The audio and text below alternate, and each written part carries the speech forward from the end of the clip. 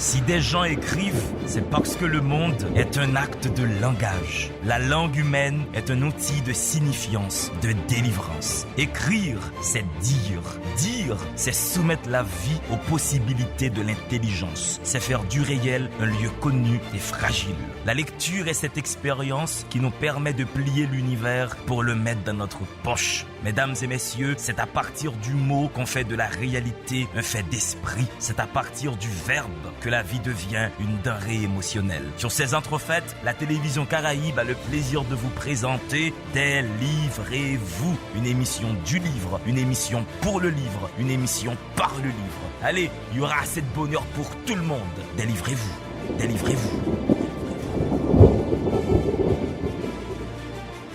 Mesdames et messieurs, c'est Délivrez-vous qui débarque sur vos écrans. Délivrez-vous pour célébrer la vie, pour célébrer la vitalité culturelle, la vitalité historique d'Haïti. Aujourd'hui, à cette émission, nous allons appeler à la barre le fondateur de la nation haïtienne. Jean-Jacques Dessalines en personne sera dans le corps d'une femme. Une femme qui a toujours parlé de lui, une femme qui a toujours porté la rhétorique dessalinienne. Elle s'appelle Baïna Bello. Nous allons rentrer dans le formatage classique de l'émission. Prenez ceci en liminaire, en apéritif. Voici la rubrique Temps Poème. Dans la rubrique Temps Poème, je vais vous donner un billet d'entrée pour la boîte noire des imaginaires, une revue qui s'appelle Intranquillité, qui n'est pas le livre de l'intranquillité de Fernando Pessoa que vous connaissez, c'est une revue haïtienne qui est pilotée par James Noël et sa femme Pascal Monin. Je suis à la page 164, je vais vous lire un poème de Jean Joubert, Qui hache le temps? Qui hache le temps sinon ce boucher noir, payé par quelques dieux absents pour cette métaphysique besogne. Voyez la lame péremptoire couchée sur le billot, ces lourdes tranches saignantes pour un repas de noces cannibale. Bon appétit, bourreau, et pourtant, toi aussi, tes heures sont comptées. La revue Intranquillité qui est disponible en librairie, véritable boîte noire des imaginaires. Justement, c'est ce que nous allons faire aujourd'hui à cette émission. Nous allons explorer une boîte noire des imaginaires. Nous allons explorer la meilleure boîte noire qu'Haïti ait pu produire, Jean-Jacques Dessalines. Permettez que je vous présente Baïna Bello.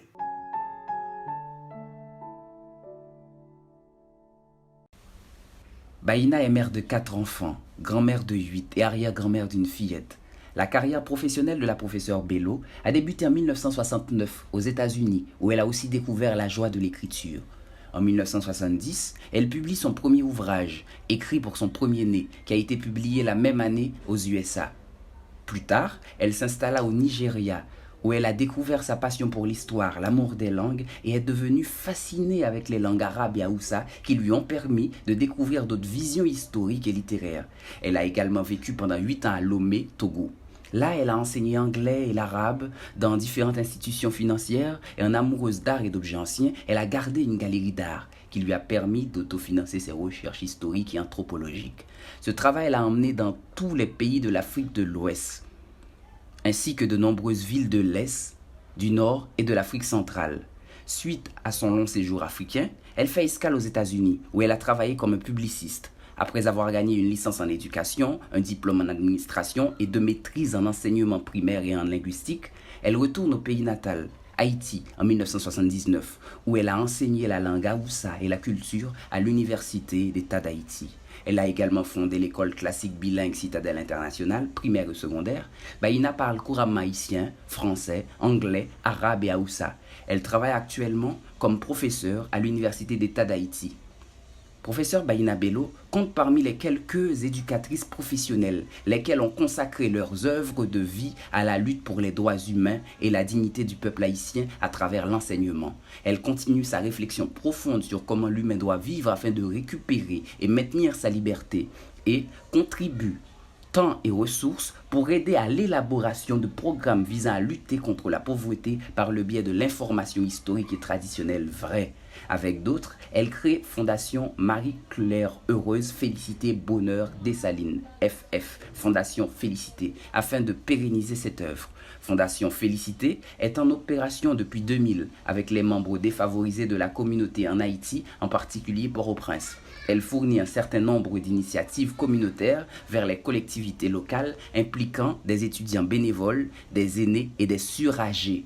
Le but ultime de la Fondation est de fournir au peuple haïtien informations et outils permettant de construire leur soi profond et leur pays. Cet outil essentiel passe par la mise en place d'un programme d'enseignement qui répond aux besoins du peuple haïtien. Professeur Baïna Bello offre des conférences et séminaires sur une large éventail de sujets à travers le monde sur les questions liées à la connaissance de soi, l'autodéveloppement, l'histoire de l'Afrique, de Haïti et des peuples autochtones, ainsi que la santé naturelle. Si des gens écrivent, c'est parce que le monde est un acte de langage. La langue humaine est un outil de signifiance, de délivrance. Écrire, c'est dire. Dire, c'est soumettre la vie aux possibilités de l'intelligence. C'est faire du réel un lieu connu et fragile. La lecture est cette expérience qui nous permet de plier l'univers pour le mettre dans notre poche. Mesdames et messieurs, c'est à partir du mot qu'on fait de la réalité un fait d'esprit. C'est à partir du verbe que la vie devient une denrée émotionnelle. Sur ces entrefaites, la télévision Caraïbe a le plaisir de vous présenter Délivrez-vous, une émission du livre, une émission pour le livre, une émission par le livre. Allez, il y aura assez de bonheur pour tout le monde. Délivrez-vous, délivrez-vous. Limier, Jean-Jacques Dessalines. J'ai toujours eu un point de vue bizarre, particulier sur l'histoire d'Haïti. Je me suis toujours dit, pourquoi est-ce que Toussaint Louverture a bouffé toute la place? Je me suis toujours dit, pourquoi dans le parler populaire, dès lors qu'il faut disqualifier quelqu'un, on le traite de Dessalines? Je me suis toujours dit, il faudra un jour récupérer l'image de l'empereur. Il faudra bien un jour camper l'empereur tel qu'il était vraiment. C'est quand même le fondateur de la nation. La Fondation Félicité existe depuis plus de 20 ans. J'avais 7 ans lorsqu'ils ont commencé l'aventure. Limier sur la vie de Jean-Jacques Dessalines. Je suis fort heureux de recevoir Baïna Bello dans cette fameuse circonstance historique. Bienvenue Baïna. Merci, merci. Et heureuse d'être avec vous. Mais vous n'avez pas lésiné sur la grâce. Quelle élégance, madame. On aurait dit Claire heureuse. Merci encore. Est-ce que certaines fois, il vous arrive de vous vivre comme elle, comme une impératrice de l'histoire d'Haïti, de la restitution de certains faits historiques? De la restitution, oui. Comme elle, je ne suis pas certaine. Peut-être si je me vois plus facilement comme Marie-Jeanne. Votre fascination pour Jean-Jacques Dessalines fait date, c'est connu. Vous êtes habité par cet homme. Est-ce que vous avez en mémoire le jour où vous êtes tombé d'amour? Bon, je ne crois pas. Je crois que c'est la perception des autres. Pour moi, il n'est pas question d'être amoureuse de Jean-Jacques Dessalines.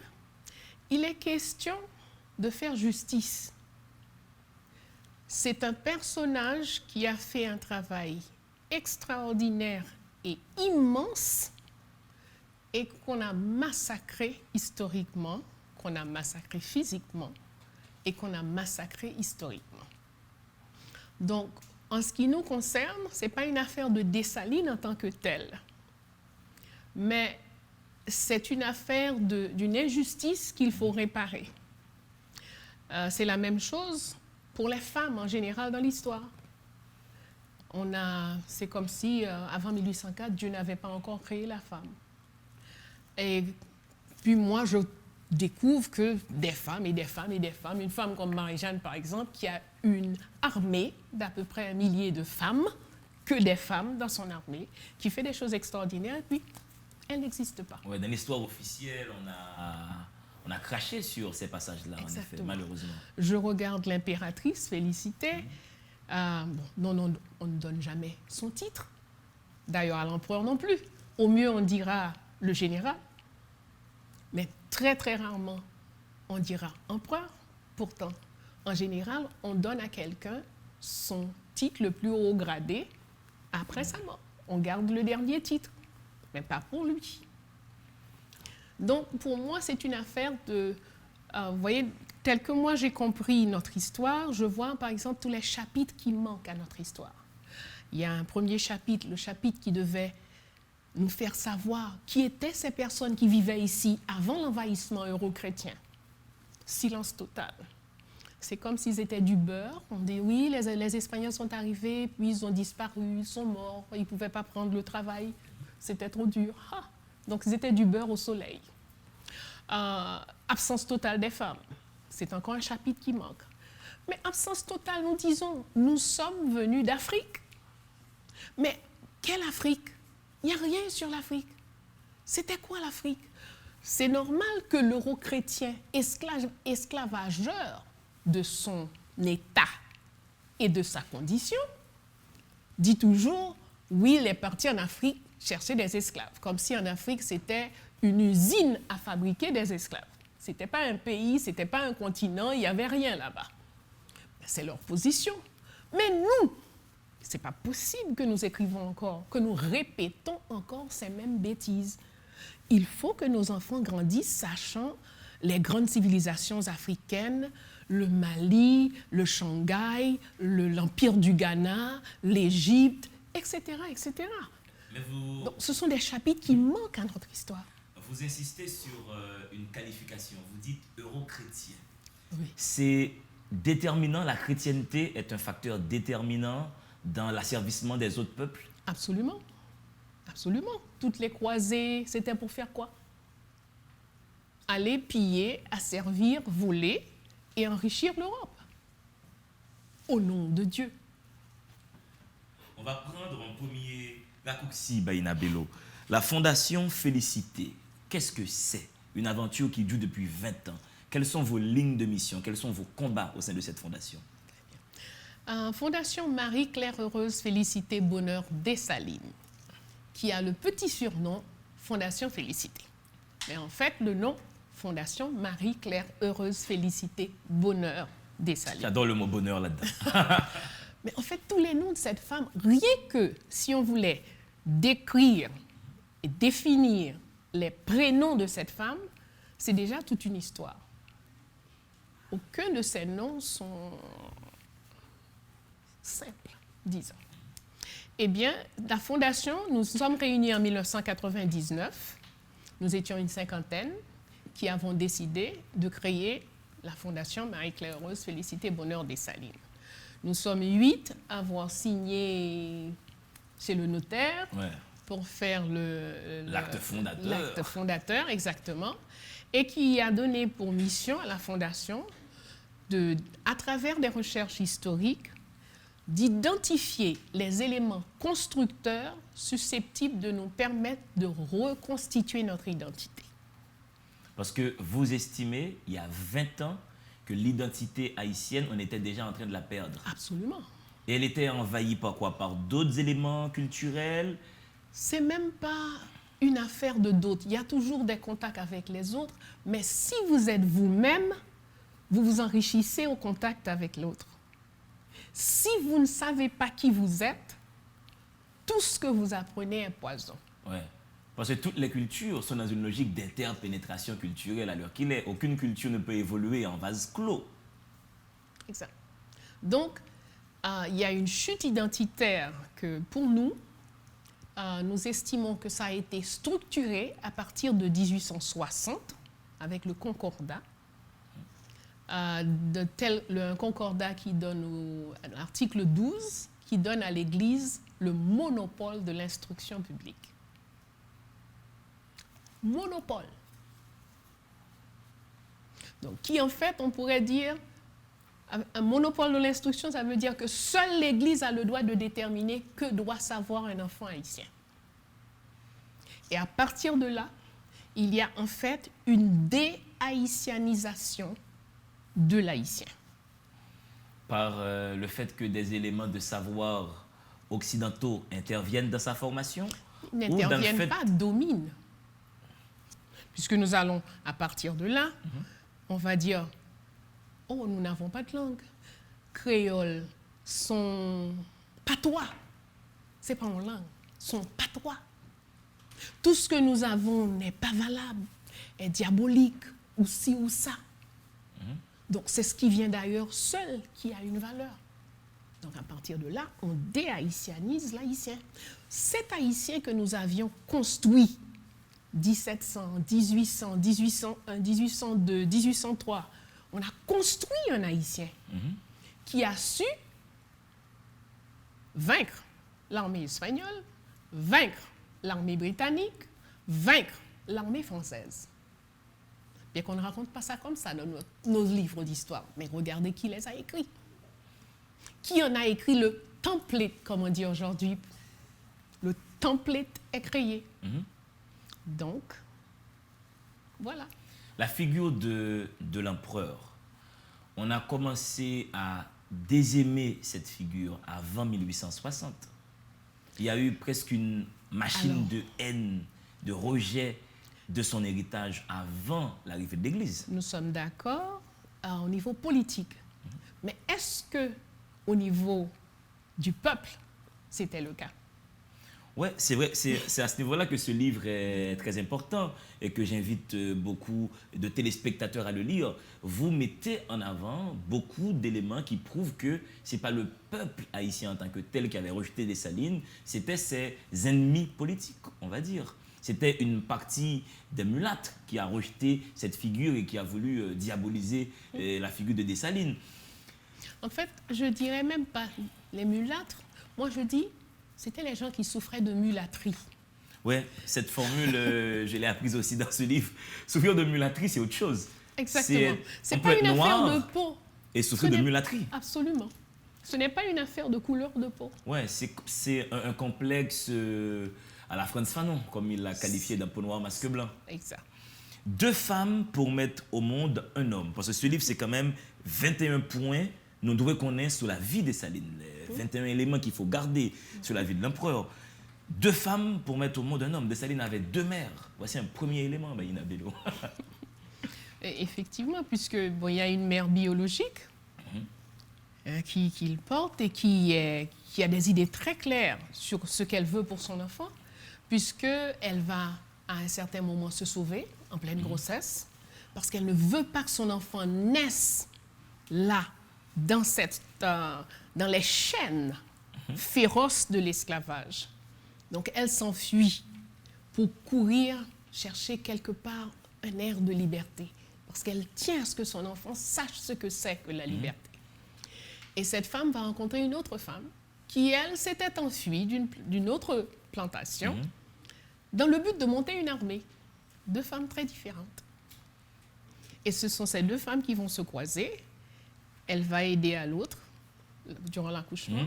Et puis, éventuellement, l'autre, sentant arriver la mort, va donner son enfant à celle-ci. Un élément qui aurait pu avoir l'air d'être dans l'ordre de l'anecdote, mais qui est un élément marquant. Quand Dessalines arrive au monde, il crie.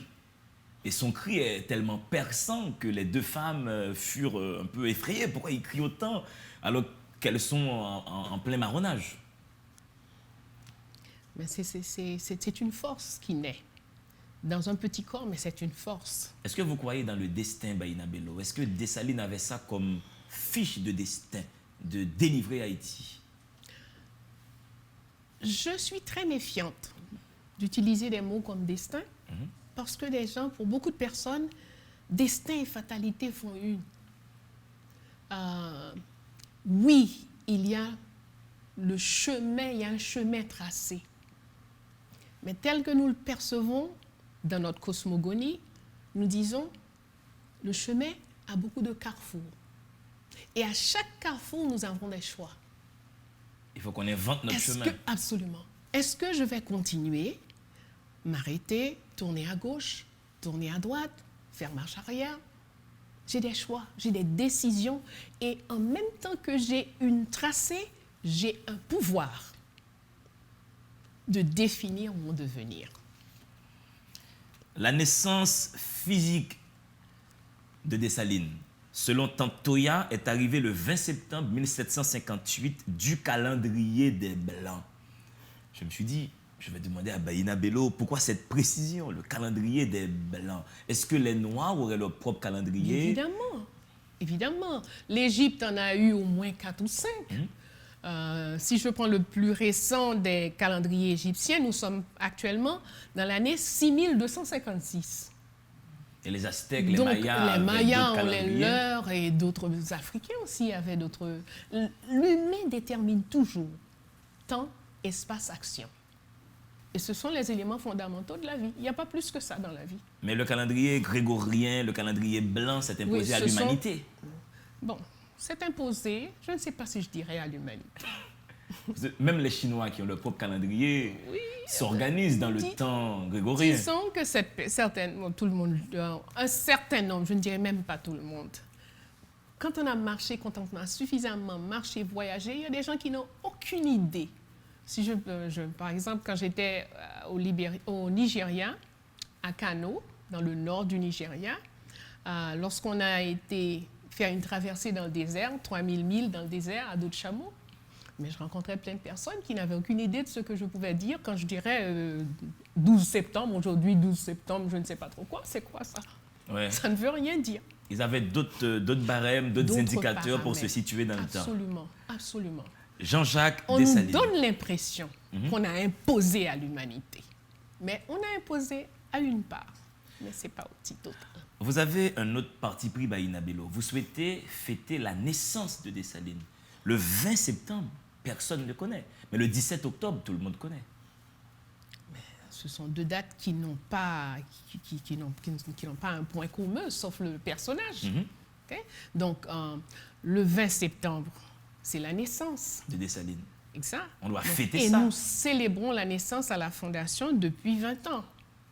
Et personnellement, je le célèbre depuis plus de 35 ans. Donc, la date est là et je dois dire que d'ailleurs, ça prend de l'ampleur puisque de plus en plus, beaucoup de villes, par exemple actuellement, l'année dernière par exemple, il y a eu au moins une vingtaine de villes où on a célébré le 20 septembre la naissance de Dessalines. Le président Maduro, par exemple, a fait une grande fête, un grand discours pour célébrer la naissance de Dessalines. En Colombie, en Équateur, on a marqué le 20 septembre. Le 20 septembre Donc- commence à circuler. Ça commence à rentrer dans les mœurs. Il faut savoir que le père de la nation, il est arrivé au monde un 20 septembre 1758. Mesdames et messieurs, vous suivez Délivrez-vous. Je reçois Baïna Bello. 21 points nous devons connaître sous la vie des Salines. C'est un livre de la Fondation Félicité. Sinon, je vais être là, voilà, on fait la route avec. Allez, respirez. L'aventure est à son tout début. Si des gens écrivent, c'est parce que le monde est un acte de langage. La langue humaine est un outil de signifiance, de délivrance. Écrire, c'est dire. Dire, c'est soumettre la vie aux possibilités de l'intelligence. C'est faire du réel un lieu connu et fragile. La lecture est cette expérience qui nous permet de plier l'univers pour le mettre dans notre poche. Mesdames et messieurs, c'est à partir du mot qu'on fait de la réalité un fait d'esprit. C'est à partir du verbe que la vie devient une denrée émotionnelle. Sur ces entrefaites, la télévision Caraïbe a le plaisir de vous présenter Délivrez-vous, une émission du livre, une émission pour le livre, une émission par le livre. Allez, il y aura assez de bonheur pour tout le monde. Délivrez-vous, délivrez-vous. Chers amis du bonheur, c'est toujours Délivrez-vous qui bat la mesure sur votre petit écran. Délivrez-vous aujourd'hui, nous sommes en train de célébrer un homme, sa naissance, le 20 septembre 1758, Jean-Jacques Dessalines qui a libéré Haïti du joug de l'esclavage. Nous parlons de lui aujourd'hui à cette émission avec Baïna Bello qui dirige la Fondation Félicité. Le livre, je l'ai en main, Lumière 1, ça a annoncé toute une collection qui a gagné sous beaucoup de tranches d'histoire dans le pays. Nous, c'est 21 points qu'on est sous la vie Jean-Jacques Dessalines. Je suis maintenant au point 3. Qui ça nous connaît de parents biologiques en Péréa? Dans le Grand Nord, la mémoire collective décrit sa mère comme Peul ou tout couleur, mince et de grande taille. Aucun prénom ne lui est rattaché. Certains notables, tels Maître Jolibois, informent qu'elle avait eu une sœur biologique nommée Élisabeth Danois. Cette tante de sang de Jean-Jacques Dessalines a vécu sur l'habitation Georges au Gonaïves et avait développé des relations d'amitié avec tante Toya et Marie-Claire Heureuse Félicité Bonheur. Certains anciens affirment que le père de Jean-Jacques Dessalines mourut en Afrique, Afrique s'écrivant A-F-R-I-K, en protégeant sa famille durant la razzia européenne dans laquelle sa mère fut kidnappée tandis qu'elle le portait en son sein. Notre enfant prodigue, devenu célèbre avec le nom Jean-Jacques Dessalines, est donc conçu en Afrique de mère et de père africains et a pris naissance sur notre île Haïti. Ma question, Baïna Bello, Jean-Jacques Dessalines, est-il africain ou haïtien? Vous venez de lire la réponse. Mais je dirais, je peux encore dire, mais dans son discours du 1er janvier, il a dit « sur cette terre qui m'a vu naître ». Donc lui-même confirme qu'il est né ici. En Haïti. En Haïti. Okay? Mais je peux aussi ajouter, chez nous, quand on dit « koto moun », sou madame côté moun, mabdoum c'est moun Boucambélier ou bien mabdoum c'est moun Tigouave. Parce que pi fort race c'est Boucambélier, c'est Tigouave nous sorti. Donc c'est la moun. Mais sou madame côté m'fait Port-au-Prince. Même c'est moun Boucambélier. Donc si nous appliquons même bail là, c'est moun l'Afrique. Des fêtes Haïti. La nuance est de taille. Même toujours, je dis tête moins. Et c'est quand même bizarre comme façon de nous situer dans notre propre pays. Ou disons l'autre monde qui pays où il est.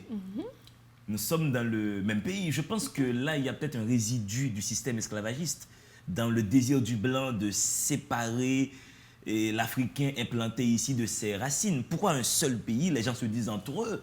Moun qui pays où il est. Bon, c'est peut-être un autre concept. Le terme pays, peut-être que nous, ce que moi j'ai remarqué, c'est que nous n'avons pas une affaire de ville. Justement, les divisions euro-chrétiennes, nous ne les avons pas tellement adoptées.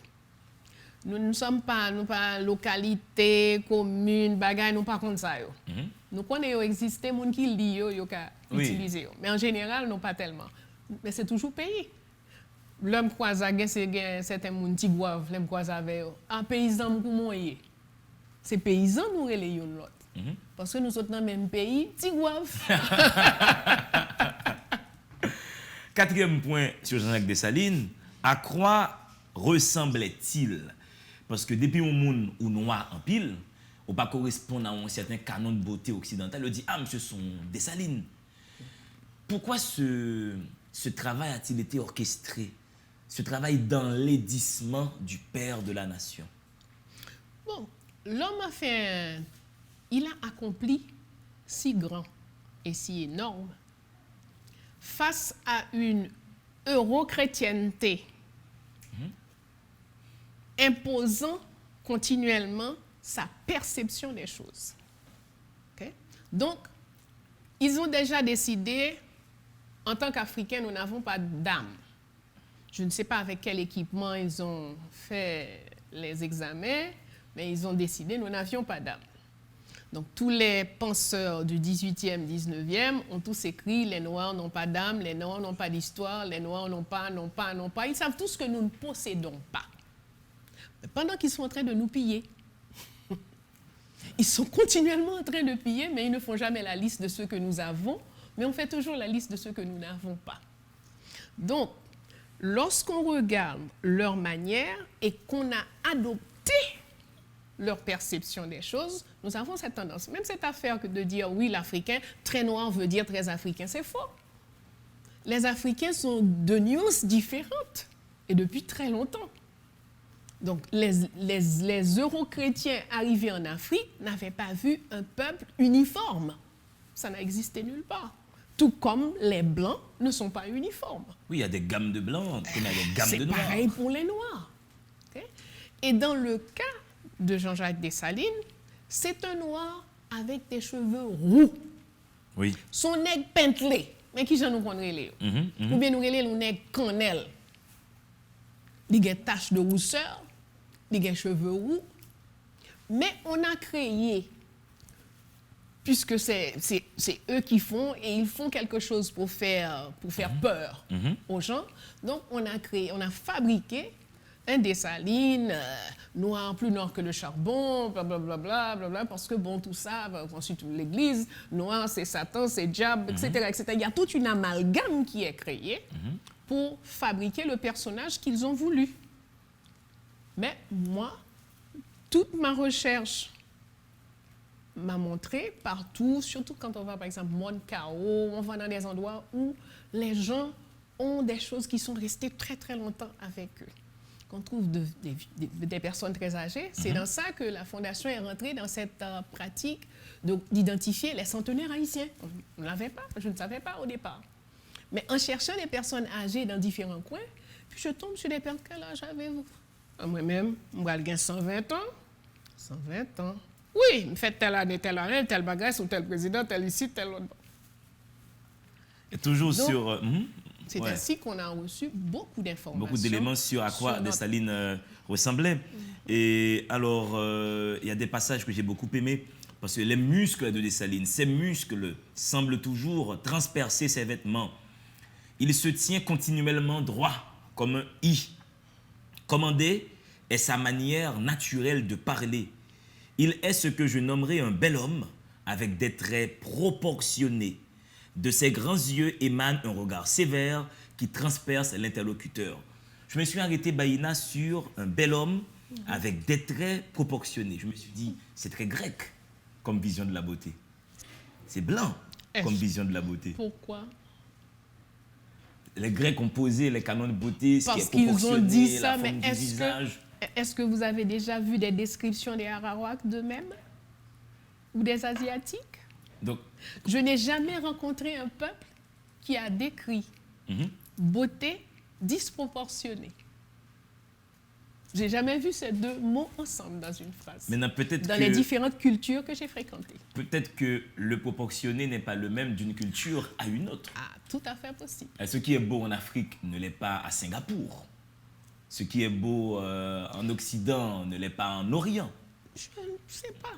Tout le monde peut admirer une pièce de la sculpture d'Abomey.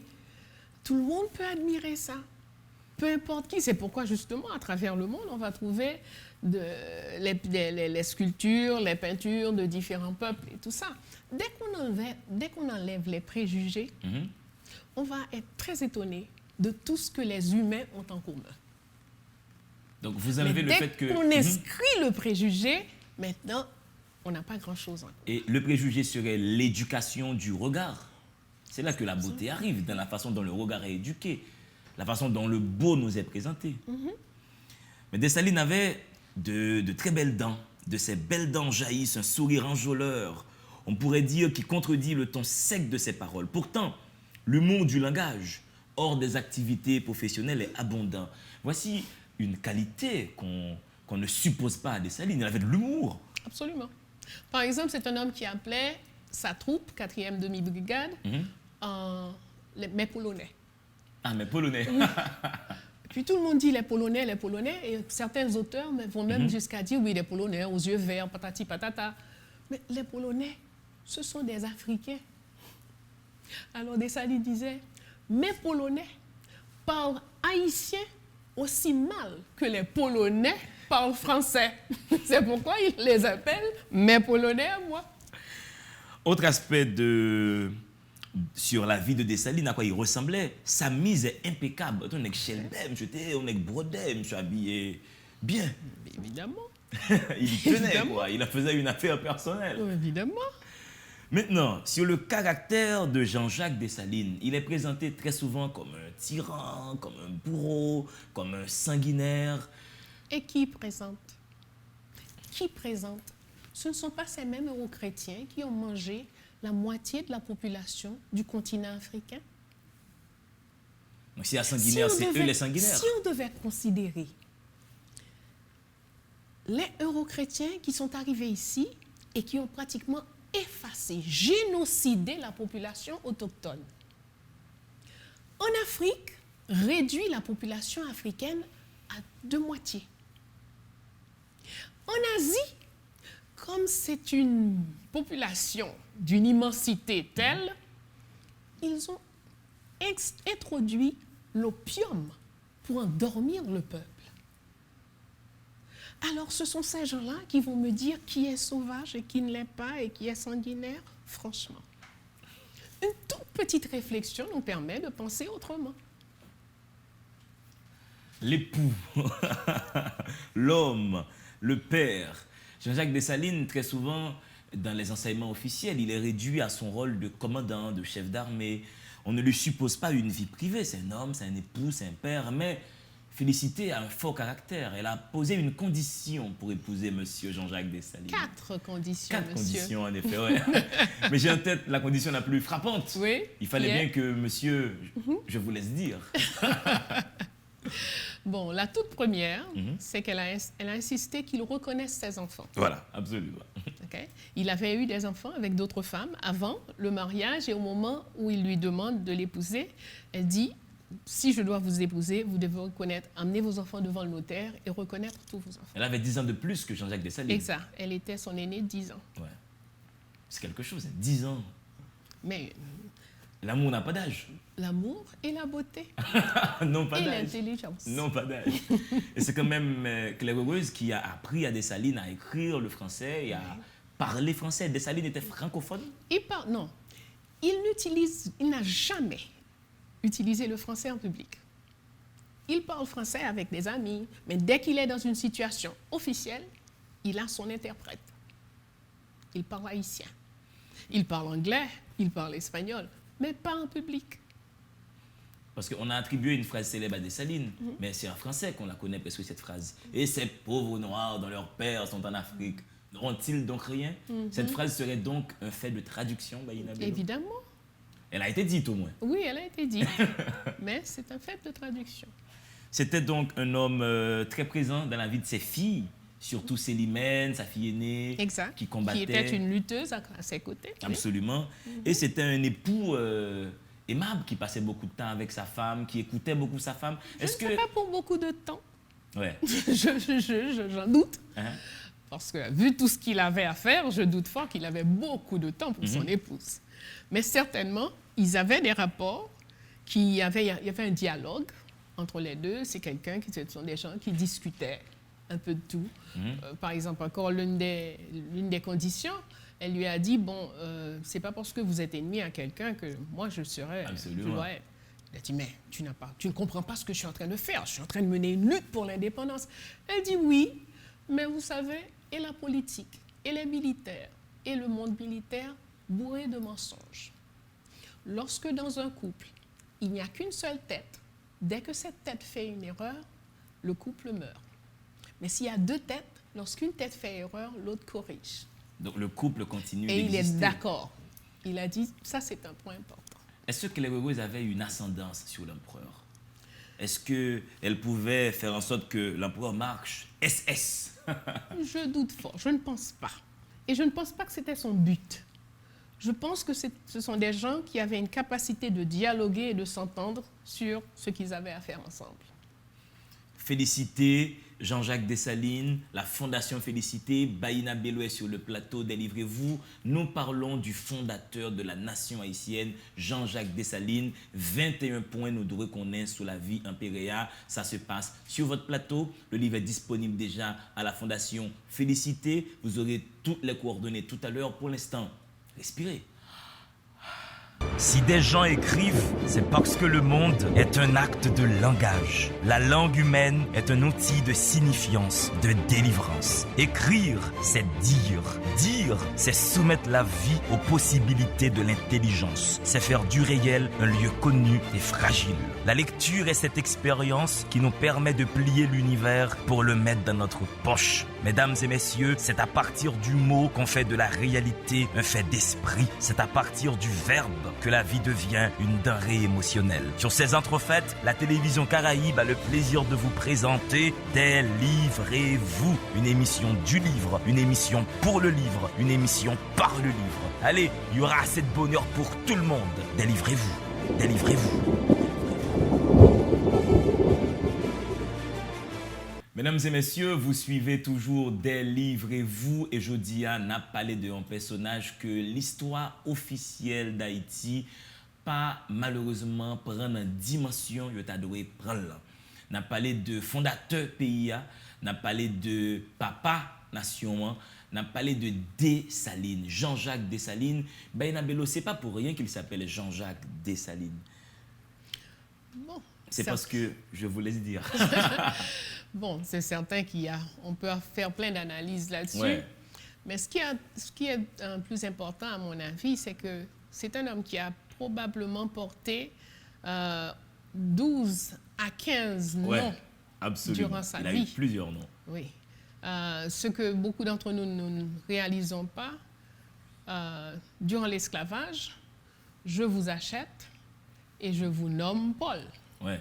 L'autre, je vous vends 3 mois plus tard, l'autre vous achète et il décide, non, il y a des Paul dans sa famille, donc vous ne pouvez pas porter le nom Paul. Ouais. Donc, il va vous nommer autrement. Donc, il en a eu beaucoup. Ouais. Jean-Milien, Brutus, plein de choses. Il s'est appelé Dessalines parce que son dernier maître s'appelait Dessalines. Non, il n'a pas été son maître. Jean-Baptiste Dessalines est un noir libre qui, observant comment on maltraitait ce monsieur, il l'achète pour le sortir de l'esclavage. Il ne l'a pas acheté comme esclave. Et justement, en l'emmenant chez lui, l'autre qui est en train de rouspéter, il dit moi, colon noir, colon blanc, je ne veux pas goûter contre tout. Et puis l'autre dit non, je ne pas acheter pour venir, je m'achète parce que je ne ça blanc ça maltraité. Et puis, il dit mais oui, quoi. C'est plus tard qu'il va reconnaître que l'autre l'amène chez lui, lui donne une chambre, appelle un médecin, etc., etc. Donc, il va constater. Et maintenant, quand on appelle le notaire, on lui dit, bon, tu es libre, donc tu choisis ton nom. Ouais. Et c'est là que Dessalines est donc arrivé. Choisir, oui. Après Jean-Baptiste Dessalines, exactement. donc ce noir libre, exact. Il est devenu, lui, Jean-Jacques Dessalines.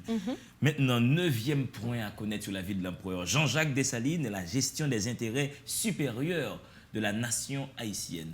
Je vais peut-être vous taquiner sur l'orthographe de haïtienne. A-Y-I-T-I-E-2-N-E. À l'école primaire, on m'a pas appris à écrire haïtienne comme ça. Très bien.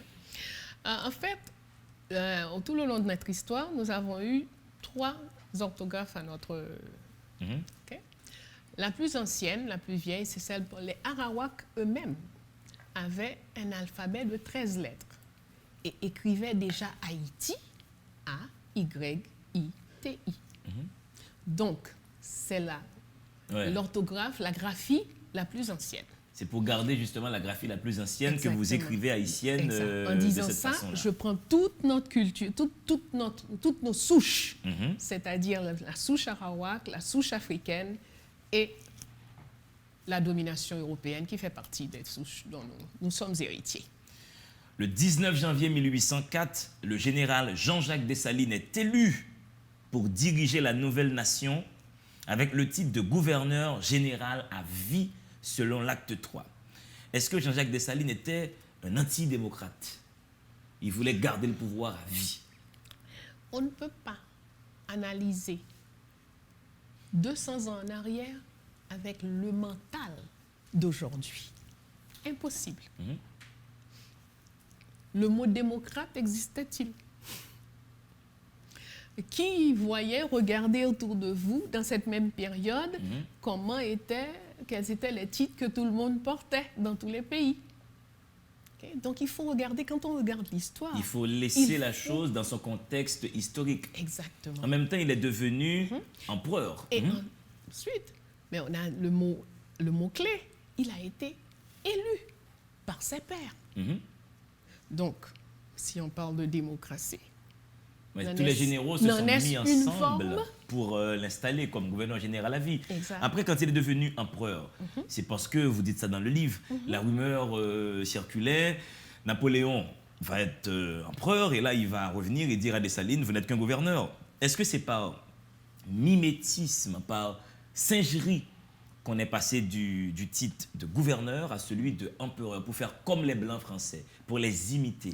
Premièrement, nous sommes très limités en matière de connaissance d'histoire du monde. Les Mansa, les Oba, les Askia d'Afrique étaient quoi? Des empereurs.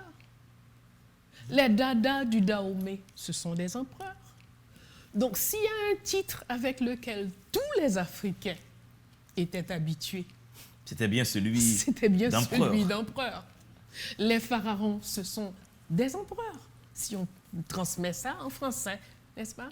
Donc, les titres, les sociétés africaines, ce sont des sociétés impériales, royales, et à telles enseignes que même au niveau spirituel, on a encore des empereurs, des rois, des princes. Ouais, toujours. Ok? Quand on est initié, par exemple, au Dahomey, on devient une princesse du Dahomey. Ouais, parce que quand j'ai été au Bénin, j'ai rencontré des rois. Oui. Et j'ai rencontré des princes, des princesses. J'étais fort surpris Donc, quel que ce mimétisme? titre-là De quel existait toujours. mimétisme parle-t-on? On ne parle pas de mimétisme. Donc, c'était pas pour faire comme les Français, Pas du tout. pour dire comme ils vont mettre Napoléon empereur, nous aussi, on va faire de notre Dessalines empereur. Je ne Maintenant, crois pas. fait En particulier... tout cas, ça n'empêche que certainement certaines personnes ont pensé ainsi. Mais surtout, ce sont les gens qui ont fait le template de l'histoire. C'est parce que l'euro-chrétien se perçoit comme le nombril du monde. Donc, toute chose doit avoir une relation par rapport à lui-même. Ce n'est pas le cas. Alors que les choses peuvent exister de façon autonome. Absolument. Fait particulier quand Jean-Jacques Dessalines est intronisé empereur. Il dit, monsieur, on n'a pas le temps. Il n'y a pas de couronne, il n'y a pas de cap, il n'y a pas de sceptre. Je dis, mais on a fait le sans couronne. Exactement. C'est peut-être... Donc, quel mimétisme. Ouais. Pas seulement pas de couronne, pas de sceptre, pas de cap, tralala et tout voilà. ça, mais il ne se présente même pas en tenue de gala de général. Tous les autres généraux étaient dans leur meilleur, machin chouette. Lui, il s'est présenté tel qu'il s'habille pour aller à la guerre. Donc, il donne un message. Ouais. C'est une forte sémiologie militaire. Il dit, voici dans quelle logique que je vais inscrire mon statut d'empereur. Après, il dit, je ne veux, à part mon épouse, une femme simple et pleine de bonté, qu'aucun titre ne change. Alors, ne changera. Aucun autre noble en Haïti. Là encore, c'est une particularité de cet empereur. Il n'y a pas eu d'archiduc, il n'y a pas Non. eu de duc. Donc, quelle copie? De quelle copie parle-t-on? Là, c'était... Ça n'a rien en rapport avec les... Ouais, c'était une noblesse système particulière. impérial, absolument. De Faustin Ier, après, il a eu tous les titres de noblesse. C'est autre chose. Henri Christophe, il a eu les titres C'est également. encore autre Alors que chose. Jean-Jacques Dessalines, c'est seulement sa femme. Une femme, il a insisté. On voit qu'il est amoureux. Une femme simple et pleine de bonté. On sent l'amour dans ce vocabulaire. Vous parlez aussi des grandes réalisations du gouvernement impérial durant son mandat d'à peine 2 ans. Donc, précisez, Madame Baïna Bello, les quelques grandes réalisations. Bon. Faut parler de la végétation, vous parlez de beaucoup de choses, de la gestion de l'eau.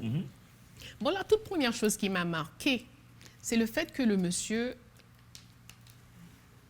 à l'époque, voit tout de suite le territoire, cadastre. Oui, Il faut savoir, on a un territoire à gérer, je dois savoir chaque petit coin. Je dois connaître les rivières. L'armée doit protéger les rivières. L'eau. Toutes les lois, toutes les choses qu'il va créer tout de suite, c'est une affaire de gestion du territoire, gestion de l'environnement. il a mis en place un comité même pour ça, pour Absolument. arpenter tout le territoire, pour faire un inventaire Absolument. des ressources disponibles. Exactement. Donc, on voit tout de suite quelqu'un qui... C'est un qui a- leader. Oui.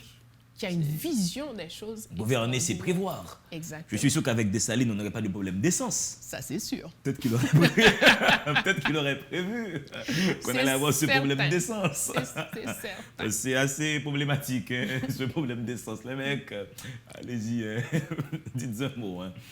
Maintenant, des questionnements sur l'assassinat du père fondateur. Est-ce que Dessalines est mort comme l'histoire officielle l'enseigne parce qu'il a voulu vérifier les titres de propriété? On a tous appris ça à l'école primaire.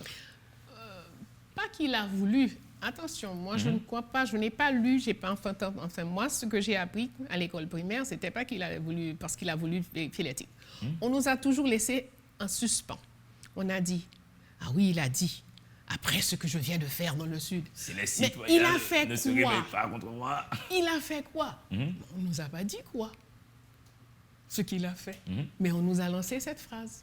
Mais en fait, lorsqu'on étudie, lorsqu'on regarde, on fouille, et c'était effectivement que Inginac lui avait dit, mais écoute, je reçois tous ces papiers des gens qui sont supposés avoir hérité 200 KO, 100 KO, etc. Donc Dessalines, vous devez venir vous-même pour vérifier ces choses-là. Il vient et il regarde et il dit, mais ça sent la fumée. Ça, c'est un papier qui est passé sur la fumée pour le jaunir. Ce n'est pas un vieux papier.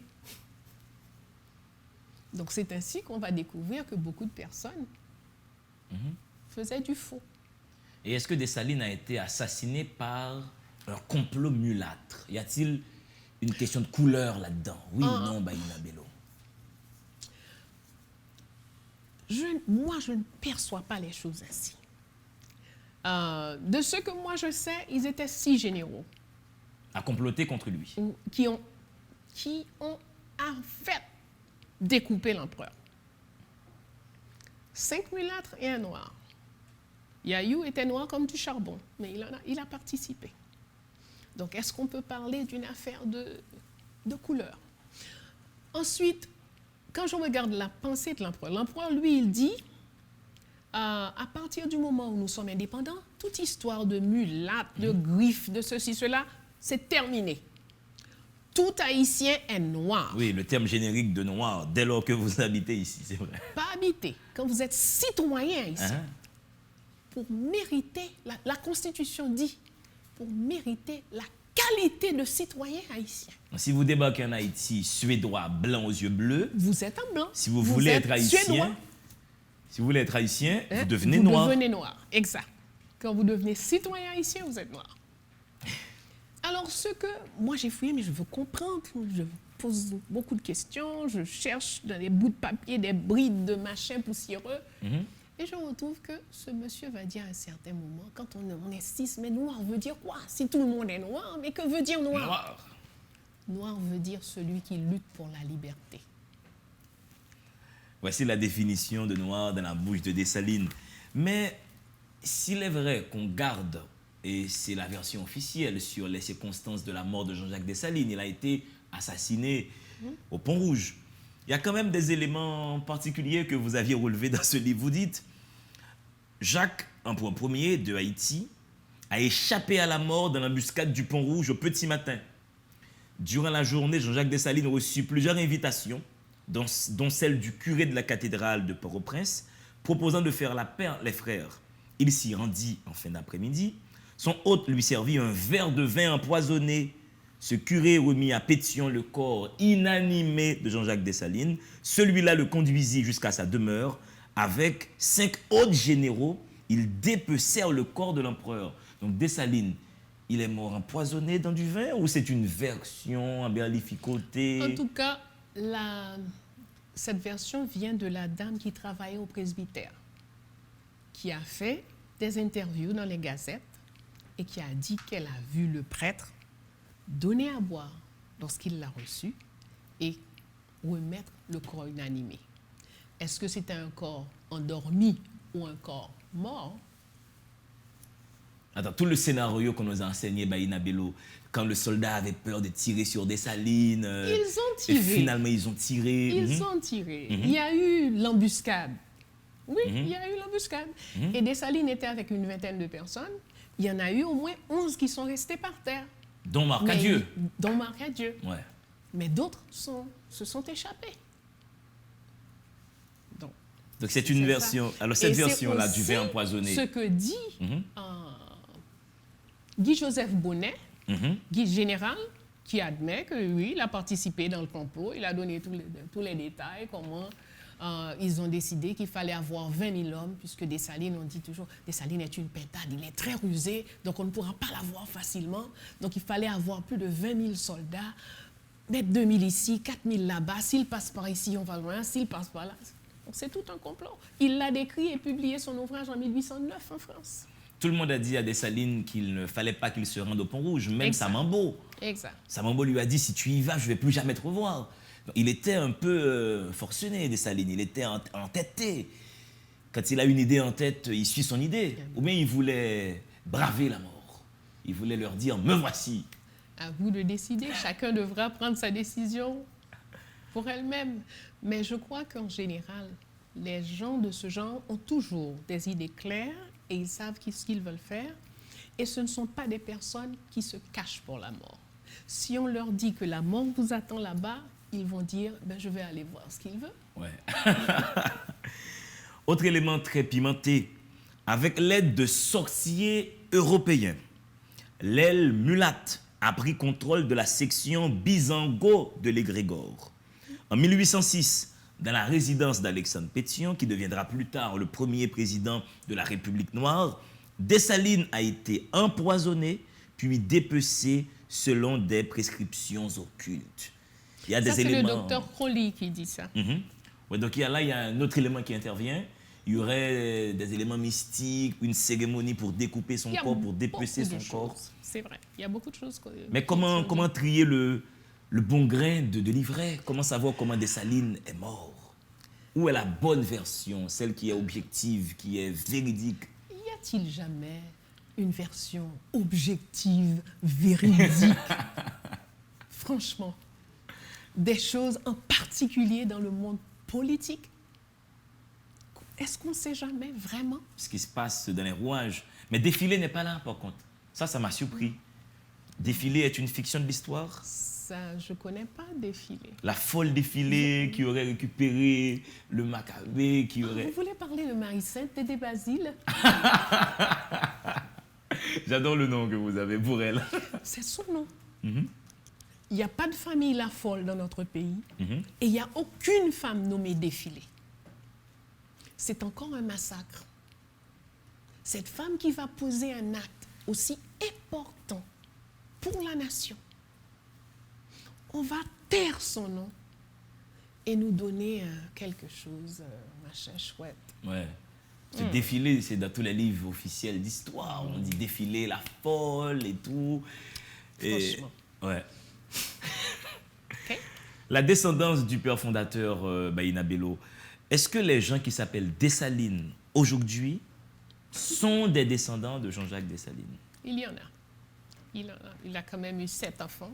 Oui, il a beaucoup bossé. Il a eu des petits-enfants. Mais beaucoup sont morts très jeunes, vous dites dans le livre. Oui, beaucoup. certains sont morts très jeunes. D'autres sont... Il y en a qui, par exemple, sur le gouvernement de l'empereur Faustin Ier, il avait un petit-fils, César, qui était général. Il y a eu certains de ses enfants travaillaient dans le gouvernement du roi Henri. Donc, il a eu des enfants adultes qui ont grandi. Et Cincinnatus le Comte, c'est son arrière-petit-fils. Exactement, c'est le petit-fils de César Dessalines. Ouais. Donc, effectivement, oui, la famille a perduré. Dans certains, par exemple, il y a souvent certains Lecomte, ce sont des descendants de Dessalines. Tout comme certains Legros sont les descendants de Toussaint. Donc, il y a des familles, lorsqu'on fait la généalogie, on peut voir comment ces familles ont évolué. Parce que certaines fois, il n'y a que des filles, les filles se marient, et puis, bon, le nom n'est pas là, mais la famille, le sang est là. Ouais. Quand Dessalines meurt, fait héroïque, Marie, claire, heureuse, félicité, bonheur, décide de chasser tout le monde de la ville parce qu'elle supposait qu'il allait avoir des représailles et elle voulait rester seule pour affronter les assassins de son mari. Mais quelle bravoure, cette femme. Sauf que je ne dirais pas chasser. C'est pas son genre. Ouais. Elle les a demandé de laisser la ville. Exactement. Parce qu'elle ne voulait pas que quiconque soit blessé, qu'il y ait d'autres victimes. Donc, elle a demandé à tout le monde de quitter la ville et elle est restée seule pour affronter les assassins dont elle était certaine qu'ils viendraient. Et ils sont venus. Et ils ont fait leur interrogation musclée et elle a répondu tranquillement, paisiblement à leur question. Ils ont fouillé toute la ville pour chercher aussi l'argent qu'ils n'ont pas trouvé parce qu'elle avait tout distribué avant leur arrivée. Jean-Jacques Dessalines, on ne va pas donner les 21 points parce que comme ça, les gens vont découvrir le livre. Je vous rappelle que ce livre est disponible à la Fondation Félicité qui est à Village Théodate, rue A numéro 1. 3. Ah, voilà, numéro 3. Pardon, 4. Voilà, Village Théodate, nous sommes vers Clercine et vous allez délaisser la base des BIM, Brigade d'intervention motorisée. Je salue beaucoup de policiers qui regardent cette émission religieusement et qui, dans la rue, me font toujours des remarques. Messieurs les policiers, merci de votre présence pour le succès de l'audimat Délivrez-vous. Donc, vous passez par les BIM et là, vous trouvez Village Théodate, rue A, numéro 4. Vous allez trouver ce livre qui présente 21 points qu'il faut absolument connaître sur la vie de Jean-Jacques Dessalines. Baïna Bello, nous allons nous quitter. Il y a une jeune fille de 20 ans qui regarde maintenant cette émission, qui aimerait savoir, quand vous aviez eu 20 ans, quel livre vous aviez beaucoup aimé à 20 ans, qui vous avait chaviré le cœur. Chavirer le cœur, je ne sais pas. En fait, l'unique roman auquel je peux penser, c'était Bonjour Tristesse. Françoise Sagan, en effet. Bonjour Tristesse, Françoise Sagan. Voici une recommandation de lecture. Je ne sais pas si c'est une recommandation, mais c'est juste, on m'a demandé qu'est-ce que j'avais lu. Okay? Je me rappelle d'un seul roman. Ouais. Parce que j'ai toujours été passionnée d'histoire, donc j'ai lu peu de romans. Peu de romans, ouais. Peu d'autres choses. Ouais. Quelques romans historiques, j'imagine. Ah oui, oui. Mais surtout l'histoire. C'était l'histoire de l'Afrique. Plus on lisait, plus on se rendait compte, mon Dieu, quelle ignorance. Mon Dieu, toutes ces années à l'école, je n'ai rien appris qui me concerne. Donc, bien sûr, les voyages en Afrique ont beaucoup aidé. Rencontrer les griots nous a permis de voir une autre manière de concevoir l'histoire, une autre manière de fouiller l'histoire. Et c'est pourquoi nous disons, par exemple, pour l'histoire de notre pays, il y a 3 grands chapitres qui sont absents. Premièrement, il faut le chapitre sur le peuple autochtone. Ce n'est pas 2 phrases, oh oui, ils sont morts à l'arrivée. Écoutez, avec Henri Ier, il y avait une gouvernance, il y avait tout et tout. Il faut vraiment qu'on connaisse. Parce que ça fait partie de nous connaître nous-mêmes. Il faut revoir Kaunabo, il faut revoir Anakauna. Il faut vraiment revoir. B, nous sommes venus d'Afrique, un pays, un continent avec des civilisations extraordinaires, de grandes réalisations. Il faut apprendre à le connaître, non pas du point de vue des Euro-chrétiens, mais du point de vue des Africains. Il faut la perception africaine de la chose. 3, le chapitre des femmes. C'est comme si on voulait nous dire que Dieu n'avait pas encore créé la femme en 1804. Elle est tellement absente. Et les femmes existaient, Marie-Jeanne, Marie-Claire Heureuse. Mais dernière question, nous autres Haïtiens, nous ne sommes pas Africains, nous sommes des Haïtiens. Ça va dépendre de votre perception des choses. Okay? Moi, j'estime que je suis une Africaine née à Haïti. Je ne rejette rien de ce que je suis, j'assume tout. Je vais plus loin. Quand je médite, je ne pense pas en termes de 1804, 1850, c'est hier. Je pense en termes des grandes femmes qui ont créé, les premières personnes qui ont marché sur Terre. Et ça, c'est ma descendance. Je viens de là. Donc, je ne vais pas renier tout ça. Je ne vais pas me limiter à une petite île. Quand je suis citoyenne d'un continent, excusez-moi, citoyenne d'une planète. Baïna Bello sur le plateau, délivrez-vous. J'en reviens encore à Dessalines, 21 points. On est sous la Vili. Le livre est disponible à la Fondation Félicité qui, Village Théodate, rue A numéro 4. C'est un livre qu'il faut absolument lire. C'est un livre qui va vous donner tellement d'informations sur celui qui a fondé la nation haïtienne. Merci à l'équipe technique de la télévision qui me permet de débarquer chez vous chaque semaine. Je vous dis, gardons bonheur. Dans le monde, il doit y avoir 2 êtres, des livres